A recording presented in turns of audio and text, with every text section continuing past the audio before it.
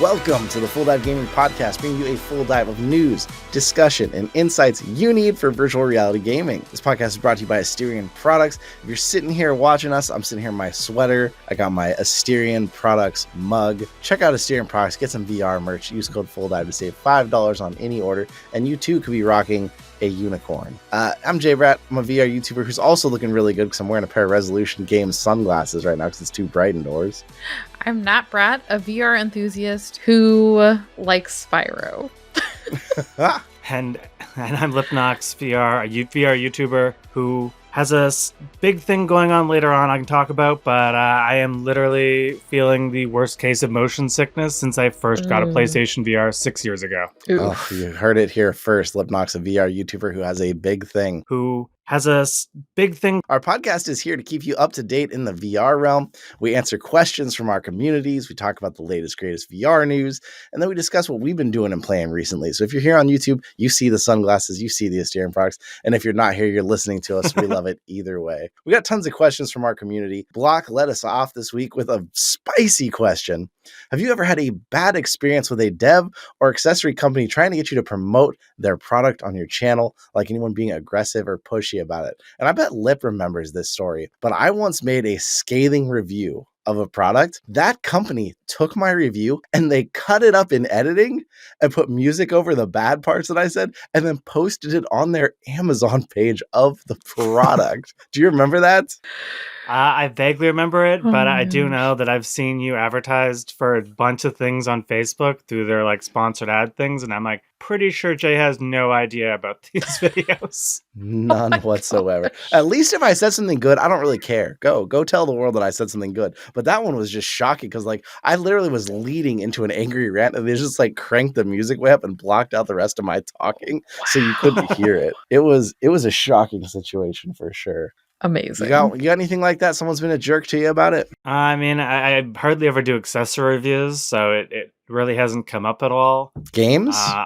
Games wise, there has been a few instances of just there was one, and I forget what it was called, something Portal Mirror or something, and it was basically someone just bought 12 asset packs, said it was Dream Mirrors, called Dream Mirrors for PC VR. They basically bought like maybe it was less than 12, maybe it was like 9 asset packs that looked completely different, and then put a little mini game in them and said that they were all being connected by portals and tried to sell it as some amazing experience that they sold for like $30. And I was like, at the start, I was like, okay, like I'll test this thing out for you. I bought the thing because the guy said he was going to give me a key and then didn't. Literally, the developer assured me that this was 100% going to work on Quest headsets for PC VR, and it was not. It was you had to have a Steam or you had to have like a HTC Vive or something, like a standard Windows headset thing. And anyways, I was like, I'm getting out of this situation. This guy's crazy. And he definitely caused me headaches. But I don't know if you know the YouTuber Paradise Decay.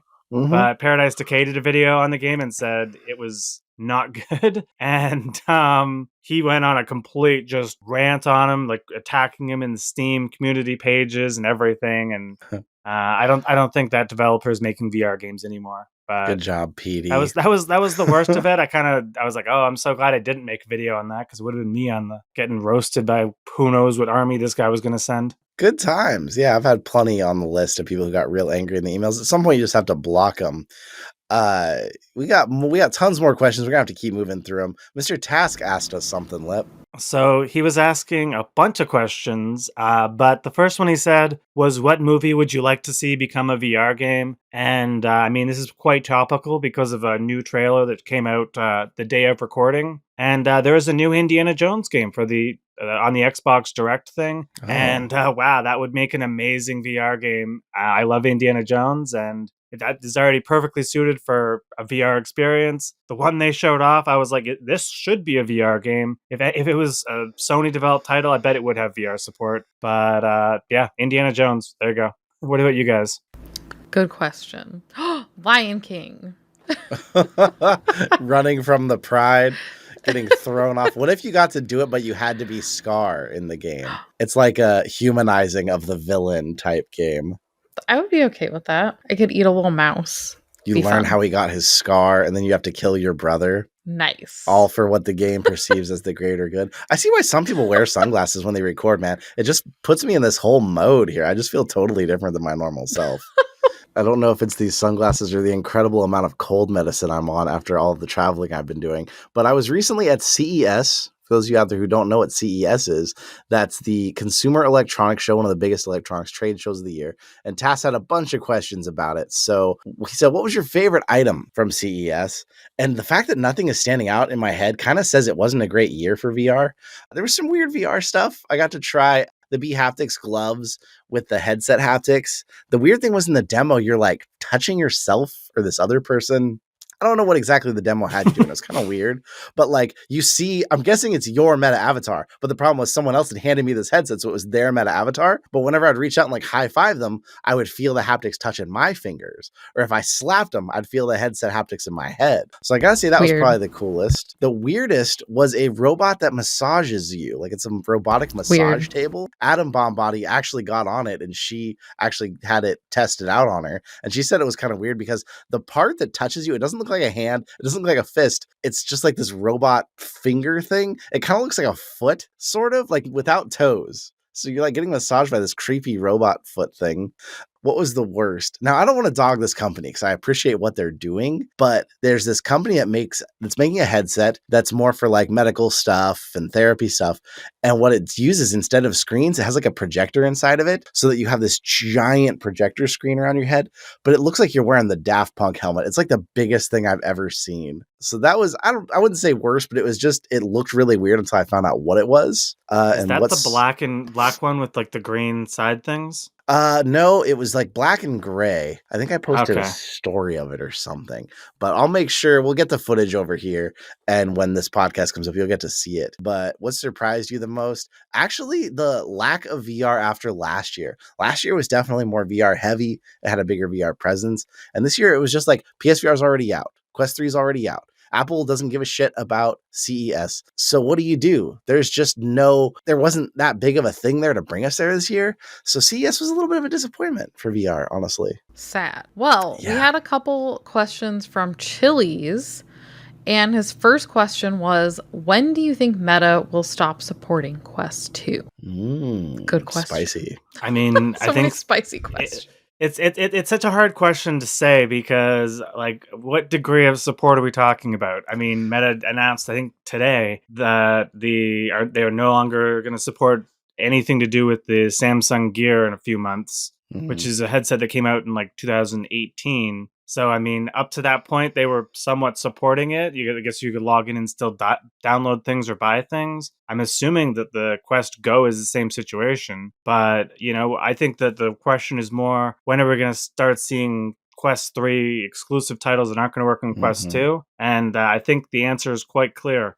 Probably about a year and a half after they are not selling Quest 2 in stores, like they stopped selling the Quest 1. That is when I feel like the full switch over will happen. But I mean, there's some Townsman or something game that's on the store right now, and it is only a Quest 3 game, so really depends on how far you want to stretch it. But I mean, a lot of games still support Quest 1 right now, so I would still say that Meta's supporting that headset for the most part. Yeah, they stop giving updates or they stop adding like official security patches. It doesn't mean the headset gets bricked like some headsets, but it just means they aren't adding more support to it. I would say if the Quest 3 Lite is really a thing, it's really coming and it could replace the Quest 2, probably like a year after that, they would announce, okay, now if you want one, there's this cheap one or the Quest 3. But right now it's the biggest headset by far in the world. So they can't stop supporting it until they offer some sort of a replacement. And the Quest 3 is more expensive. Therefore, it's not a replacement, at least not yet. If dogs could understand how to use VR, what would they use it for? And honestly, I have no idea. You guys got anything? I think they'd finally catch the car. Well, apparently the dog question was too much for Nat to handle, and she has left us for the night. But we have the power to continue powering on, and Lip and I are going to do just that. So, Mr. Zircon Kill You, formerly known as Shave Dog, asks, what do you think of Apple's push for spatial computing versus VR, XR, MR? And I saw something, I don't know if this is actually a quote or if it was just a meme, but this pretty much summed it up for me. Someone posted this thing and they said, Tim Cook said this. Again, this could be a meme, but they said, said, you don't call your AirPods your headphones. You don't call your iPhone your cell phone. So why would you call your Apple Vision Pro a VR headset? So it's just them doing their crap where they want you to have your own term for it so you sound like a snob when you talk about it. But Lips, you have a different take on it? I mean, I find it extremely confusing every time anyway, because I'm already dealing with the whole Quest thing where it's like, do I label it Video Quest 3? Do I label it Meta Quest headsets? Is it Oculus headsets? Is it this? Is it that? The names change every 2 seconds. It's impossible to keep on track of what any of it is anymore. I would say that whatever the headset that Apple is doing ends up being, that'll say it right there. Is it a mixed reality headset? Is it a VR headset? It looks to me like a mixed reality headset, but spatial computing, whatever it is. I mean, that is basically what it is. I guess it's more about having a phone or a computer in your vision like that. So that's the way they want to market it, then go for it. I'm pretty sure that every news article and review will use a million different words in a single review, and everyone will have no idea what anyone's talking about. But we're going to confuse the people who already don't know. Is VR the phone thing where you stick a phone in it? I don't know. Video games are still considered Nintendo by a lot of the older people, so I feel like it's just going to be VR for most people that see you wearing a headset. I hope Tim Cook wears one and someone goes, "Is that an Oculus?" And that's what he gets for all of his mixing us up. We get into the really hard-hitting questions further, as you can see here. What did Shafe want to know? Shafe? Or Mr. Zircon Kill You. Sorry, I keep forgetting he's changed his name. He's got another question. Whiskey, bourbon, or tequila? And I will just answer this very easily. Any of those three is a no-go for me because the hard stuff at my age, I don't know. I'm not 20 anymore. Big spoiler alert.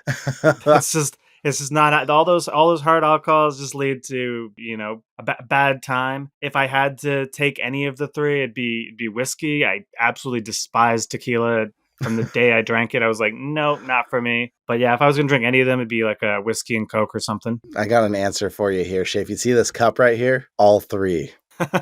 Yeah. Our last question, rounding this thing off, Block says, do you think BoboVR's reputation has been tainted by their failure to release a B3 in a timely manner? What are you feeling about the whole, because I'm pretty into the Bobo stuff. I've got a lot of their products on a lot of my headsets. So Lip, I think this is an important one for you. As someone who doesn't use a lot of Bobo stuff, what did they look like to the Quest 3 market? I mean, I thought they were one of the first people doing stuff. There was like, they had their clip thing that seemed like it was almost instantly available, and designs to 3D print converters for your existing one were like right away. I don't really understand the question because I thought the Bobo was there right away. Kiwi had no response about anything until December. Like, if anything, they were the ones that were behind. I don't understand the question, honestly. I thought Bobo was there right away. Well, it's been kind of a back and forth because Bobo did get some stuff out, but they didn't have nearly the stock that everybody wanted. So everyone's trying to buy it. And it's like Amazon's like 3 months it's going to take to ship, blah, blah, blah.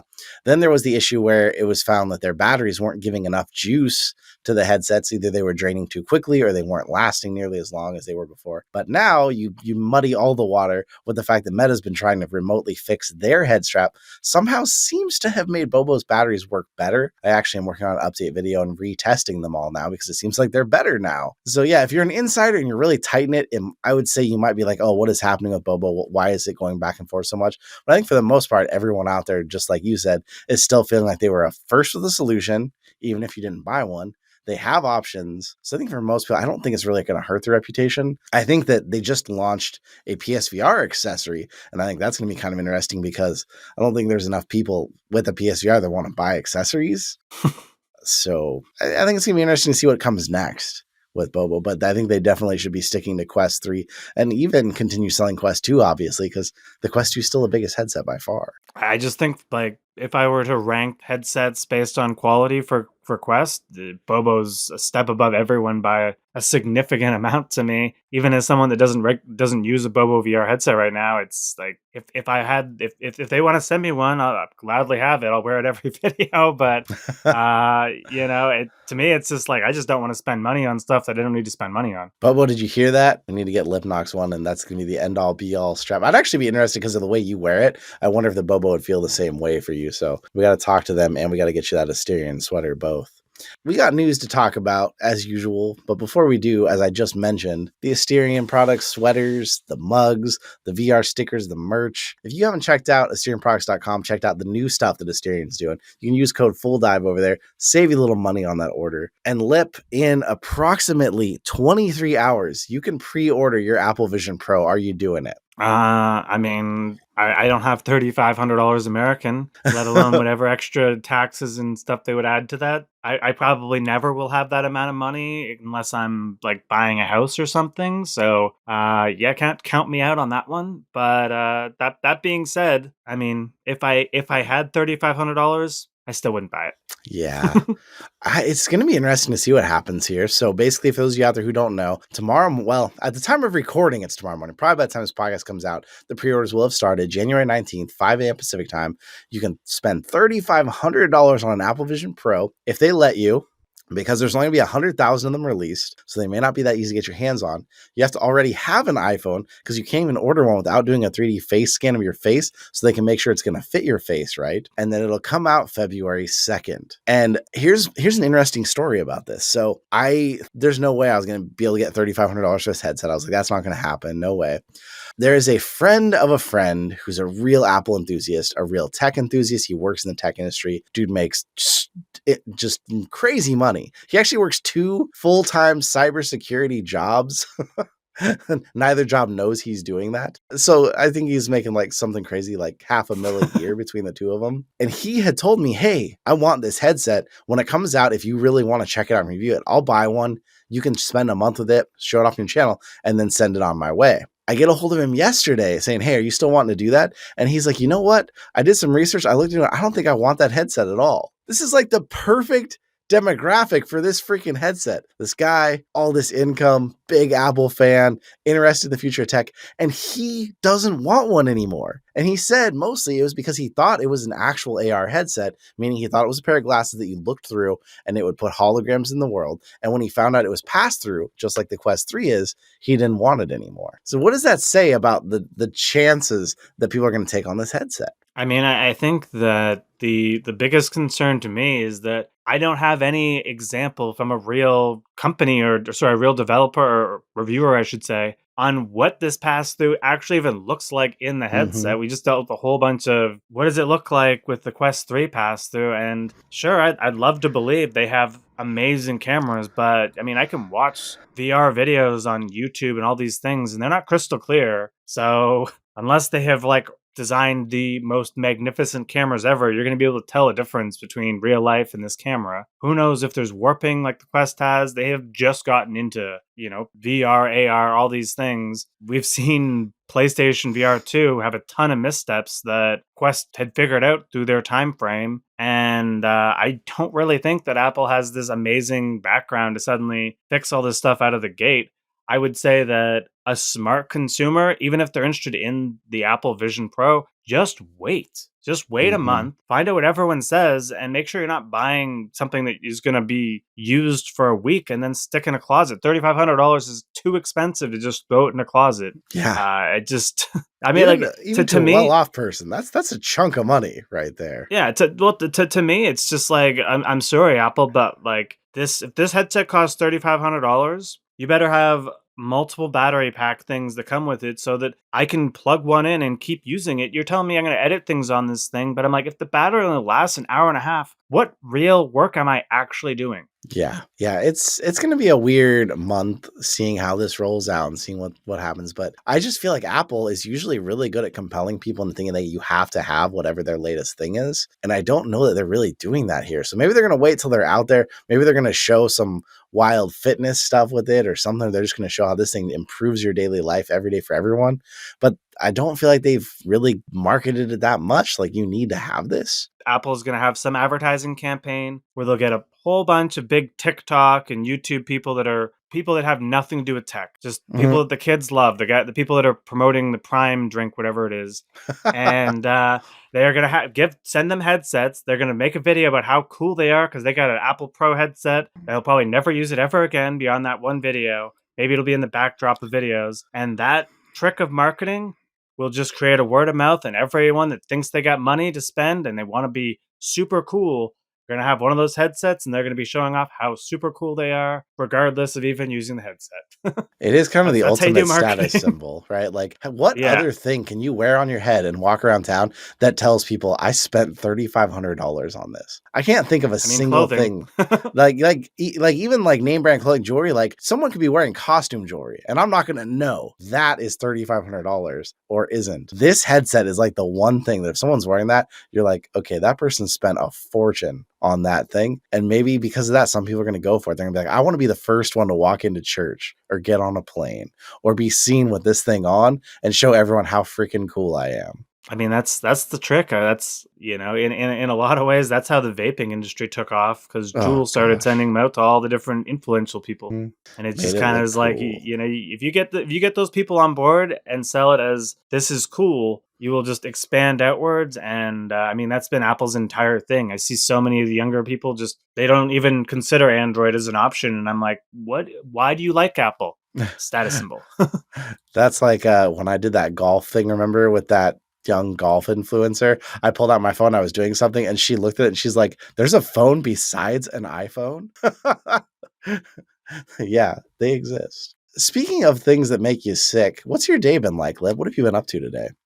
So I hinted at this at the intro here, but I decided to purchase a brand new VR game for the Quest 3 that I was pretty excited about. I played it originally way back in the day on the Xbox 360. I even bought the Duke Nukem version on PS4 and played that. So I was thinking, oh, this is going to be a fun game, and it's called Bulletstorm VR. Well, a day before the game comes out, I see a bunch of reviews that said, oh, this is a great game. It's not perfect, but it's a great game. Really excited about it. I'm like, okay. And then I saw 2 reviews mention this is not a good game. It's not a good game in any way. It's absolutely terrible. And I was like, this is, it's like that's like that GT Legends, the racing game that, it's just not a great. It's not well optimized. It'll still be a fun game.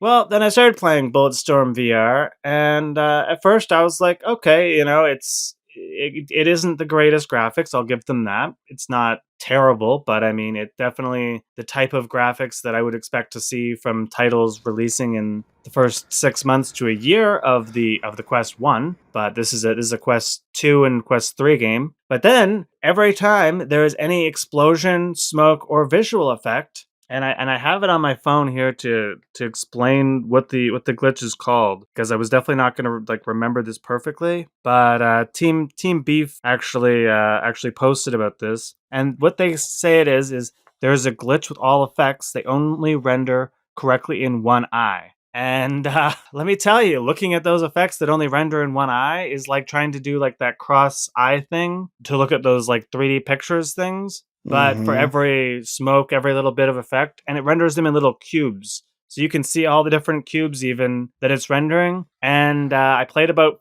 40 minutes of this to a point where I was extremely sick. Sickest I felt like I've been in a super, super long time. And I was like, okay, I'll open the window, turn on a fan, I'm going to cool down for a second. Maybe it's just, maybe I'm just overly warm or something. I waited like 20 minutes and I'm like, okay, let's get back into it. I get back into it, play it for another, 20 minutes, maybe 30 minutes. And I got to the point where I was like, you know what? I want to record footage of this, but I cannot suffer through playing any more of this because I felt so sick. And then when I took off that headset, I was like, wow, this is motion sickness, worse, honestly, probably in the same level, but maybe even worse than when I first got my PlayStation VR over 6 years ago. And it was because of those objects, those not rendered correctly objects. Apparently the same issue happens on PlayStation VR. I don't know if it's happening on PC. A lot of the reviews don't mention it. Several of them did. I really don't know what's going on here. Apparently it might be something that they tweaked last minute for optimization or something, and that's causing that effect. But the fact that no one tested that before it went on the store is just insane. And I have been spending the last 5 hours with an upset stomach, and I was like, I'm going to suffer through doing this podcast because I want to let people know this game is terrible, it needs to be fixed. And even if it was fixed, I still don't think it's that great for VR. There's literally the last thing I will complain about is that all of the enemies, they have scripted death animations. So when you're shooting them, you don't feel like you're shooting them. You just feel like you shoot them a bunch and then they just collapse in some random way.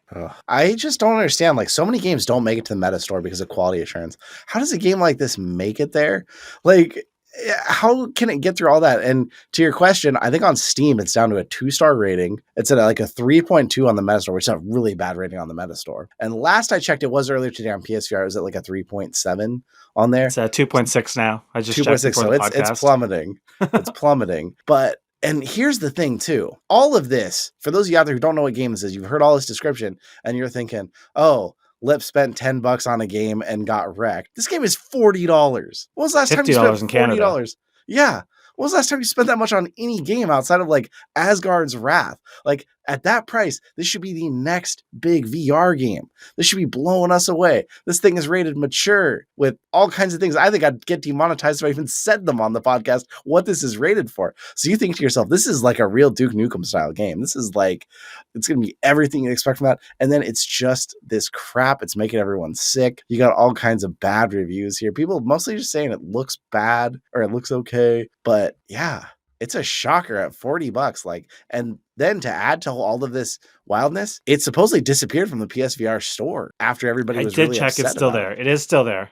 And so, yeah, I saw it online. It claims you can get there. People said on Reddit, like they couldn't open up their copy anymore or they couldn't download it. So like, oh, wow. What is that about? I don't know. I didn't get a PSVR copy, but people were saying all kinds of wild things. So this game has had a rough day. And yet, once again, here we are sitting here. A brand new VR game just came out that was supposed to be the big, cool, good thing and left us sitting here disappointed. Yeah, I mean, this was like one of the most hyped games. I was extremely hyped for this. I was like, when's this coming out? I can't wait to play this. And I couldn't believe. I was like, it can't be this bad. There's no way it's this bad. I'm going to be the defender of this game. I'm going to record footage, show how awesome it looks. Nope. Well, you heard it here. Don't buy it. It's going to make you sick. Who knows? Maybe this will be a redemption story, though. Like in a year from now, maybe they'll update this thing. They'll fix it. They'll drop the price. I hope that's the case. But too often something comes out and gets this much controversy, it's dead in the water, too. Because I was hoping this was going to be a good game, honestly. I really wanted to play it. So I'm truly disappointed. After playing this, even thinking about playing Bulletstorm VR or not VR makes me feel sick to my stomach. So I will never play Bulletstorm ever again after this experience. That is completely tainted. I feel like even thinking about Bulletstorm makes me feel sick to my stomach. It's like tequila. It's like tequila. Yeah. I mean, I'd rather have tequila than play any more of that game. So, and I definitely do not like tequila. But I gotta say this, and like I hate to say this, but like if you were excited about this game and you are let down and you really want to like have an awesome Duke Nukem style shooter for the VR, there is another port of an Xbox 360 game, Prey, done by Team Beef, who actually know what they're doing, and it is amazing and will not make you sick. And you can go through awesome like portal things and walk upside down, and it's an amazing game. It is actually made by the developers of Duke Nukem, the original developers. So just get Prey. You can find it on like Steam for like $3 to get the right files. You have to do the side loading stuff because it is one of the Team Beef things. But do that. It's well worth your time, and that is actually an awesome game. And like I said, that'll cost you like $3 to get one of those keys to get the right files, not $50. So just do that. And remember, if you did buy Bulletstorm, if you've done less than 2 hours, right, you can refund it. Get that refund, because that also tells the developers you screwed up. They don't get to keep your money. They don't get to run off with it. Get the refund, so it tells them, hey, this was not an okay stunt to pull on us, because we got to stand up for ourselves in this industry. Too often have I sat on a horrible game. Now, we're here to talk about VR games, but there's a reason I want to talk about something a little weird. here at the end of the podcast. I want to talk about a game that has somehow disappointed me more than the game we just talked about because it never existed. We were promised GTA San Andreas in VR. I'm excited to announce that the Rockstar Games classic Grand Theft Auto San Andreas is in development for Quest 2. This new version of what I think is one of the greatest games ever made will offer players an entirely new way to experience this iconic open world in virtual reality. We were told it was going to come, and then they quietly never talked about it again. And I've been traveling a lot lately, so I finally I saw through Netflix now you can get the remastered version on your phone for free. And I was like, well, I was holding out to play San Andreas again. I didn't want to play the remaster. You have to have Netflix to get it for free. Okay, that is a good call. You have to have Netflix to get free, but if you already have Netflix or your friend has Netflix and you have their password, you can get GTA San Andreas, GTA Vice City, GTA 3, any of those remastered games, play them for free on your phone. And I've been traveling a lot, so I was like, I'm going to do this. And I bought one of those Razer controller things that you hook your phone into that gives you actual joysticks and stuff. And the joy I am having of playing Grand Theft Auto San Andreas again after all this time, I'm like, Zuck, how could you do this to us? How could you rob me of the next time I played this game? It was supposed to be in VR. So I actually have this very cheap, like $10 adapter to use my phone. Because my phone is like a bigger like pixel phone, so it definitely does not fit most of those controller grip things. And I have like a Defender OtterBox thing on it, or maybe it's not Defender, but I have an OtterBox thing that usually doesn't work with those like Razer grip things. So I ended up buying that a while ago, maybe like 3 or 4 months ago, because I wanted to play, the Game Pass stuff on my phone really easily. And so I saw this as part of the discussion, and I was like, all right, well, I'm gonna do my 2 cents on this, and I downloaded the Vice City definitive one. It's GTA 3, Vice City, and San Andreas, all available through Netflix, so you can get the whole trilogy there. The one thing I will say is it is the definitive version, which got a lot of flack when it came out for consoles maybe a year ago or so, because they definitely used like AI to upscale a lot of the stuff. So some of the characters and cutscenes look just completely ridiculous. But playing on your phone, you got GTA, you can drive around. They've modernized some of the controls a little bit now that it's an older game, so you get a lot more of the GTA 5 kind of control scheme on it. But, like the graphics look great. And honestly, if you just want a game to just jump on your phone and do stuff with, you can just free roam around the whole city driving around. And honestly, driving around in GTA, any of those old ones, is just as good to me as driving in the new ones. And I mean, my biggest thing is that after they nailed that amazing Resident Evil 4 VR port, I would assume that would be the team that they would want to be working on this GTA one. I don't think we even ever found out who was making GTA San Andreas VR. So I question if maybe that just didn't ever exist. And that announcement was just them saying, oh, we have the rights to say this exists, but we'll see if this actually comes out. And I remember for PlayStation 3, Rockstar had this big exclusive called The Agent, and it was the same thing. Sony pitched this big project, and from my understanding, nothing ever came of that at all, and it was just sort of a dead project forever. So I don't know which side of things to blame on this, but I would definitely imagine that someone quickly came in and realized, that GTA San Andreas has like 1 million mechanics to it, and it's going to take us years to make all this work in VR properly. And even if we do get it mostly right, some of these mechanics will never feel good. And I think going to the gym would have been cool, but that is a very complicated game. Yeah. And maybe they just figured this is too much. We were dumb. Meta has been quite good at wasting money over the past long time, so maybe someone said it'd be easier to just make GTA 6 in VR than try to redo that game. And Mark said, okay. And maybe we're going to get a surprise next year. But in the meantime, I'm going to sit here being bitter and angry because plane rides fly by when I'm playing San Andreas on my phone. Like, it's so quick. I'm like, I could have been doing this in VR though, and it would have been so much better. Technically, this is like this is the poorest man you can get on this. But if you download the PSP VR emulator, you can play the Liberty City Stories versions of the PSP games, and I don't think San Andreas ever made it to the PSP officially, but I think there is actually like a homebrew version of San Andreas for the PSP that you can then play in first person in VR with a controller. So you can do that. Will not be amazing, but it will be real. It'll actually That's the exist. Closest you're gonna get. I don't think you'll ever get anything better on a Quest standalone until someone homebrews one, but that's life, unfortunately. That is the state of VR. Well, if you're out there and you're thinking about the state of VR, you want to talk about it, hit us up on Discord. You can ask questions. You can see we pack a ton of questions into these podcasts because we want to tell you how we feel about things and we want to interact with all of you. And then you can tell us what to play, what to do, so that you know on the podcast, don't go buy a game that's going to make you sick, or don't wait around for a game that's never going to come. And yeah, that's where it's at. But once again, we want to say thank you for being here with us tonight, even if Nat was only here briefly. And when it comes to VR, what's it time to do? Dive on in.